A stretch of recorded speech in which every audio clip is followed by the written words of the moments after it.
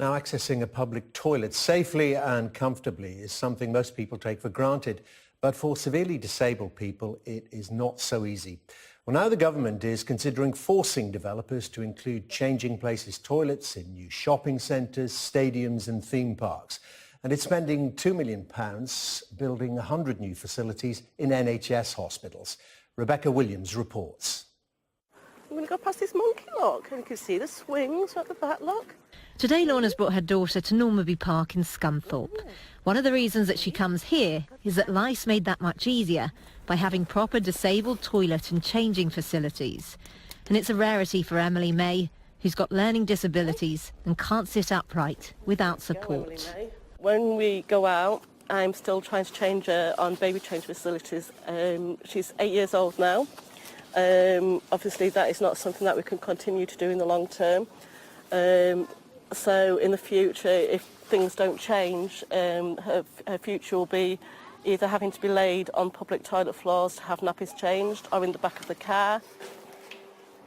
Here we go, Emily May. Lorna's been fighting for years for more changing places toilets like this one that's fitted with a hoist and an adult-sized changing bench. And today the government's announced that it's backing her campaign and taking action. In 2007, there are 140 specially adapted disabled changing facilities across the UK. Now there are around 1,200, but the government plans to increase that even further. For example, there'll be a £2 million fund for NHS hospitals, and that'll help them to install an extra 100 toilets. Too often, disabled people tell us that they're unable to get out and about, live independently because of a lack of accessible facilities, including changing places toilets. So it's really good to see this investment.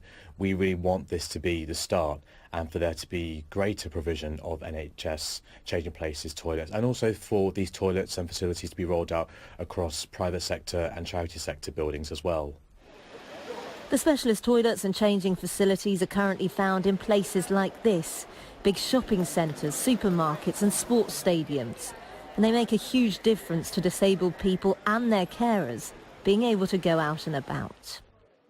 Part of these proposals will mean that when big new public buildings are constructed, it'll be a requirement, not just a recommendation, to have these kind of facilities. And many carers say that that means that they won't have to change disabled people on the floor and they won't be left in soiled clothing for long periods of time.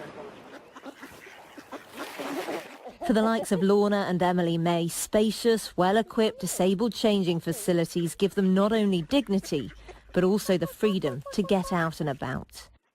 Rebecca Williams, Sky News.